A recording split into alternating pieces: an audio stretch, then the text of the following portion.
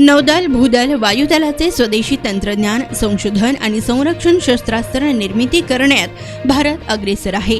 तर युद्ध तंत्रज्ञानात भारत समर्थ, सशक्त आणि सक्षम आहे हा संदेश जगात पोहोचत आहे. संरक्षण क्षेत्राबरोबरच विकासात आत्मनिर्भरतेच्या दिशेनं भारताची वाटचाल सुरू आहे. तर येणाऱ्या 25 वर्षात भारत हा अग्रेसर देश असेल असे प्रतिपादन DRDOचे माजी संचालक डॉक्टर काशीनाथ देवधर यांनी केलं.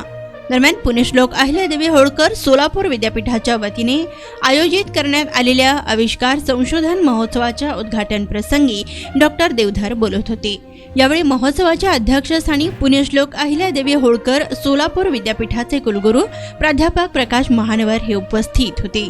तर यावेळी व्यासपीठावर विद्यापीठाचे प्रभारी कुलगुरू लक्ष्मीकांत दामा, कुलसचिव योगिनी घारे, आविष्कारचे समन्वयक doctor Vinayak Dhulap, doctor Ashok Shinde, doctor Anjana Lawand हे उपस्थित होते. तर यावेळी कार्यक्रमाचे प्रास्ताविक आविष्कारचे समन्वयक डॉक्टर विनायक धुळप यांनी केलं, तर आभार कुलसचिव योगिनी घारे यांनी मानलं. तर कार्यक्रमाचे सूत्रसंचालन डॉक्टर तेजस्विनी कांबळे व ममता बोल्ली यांनी केलं.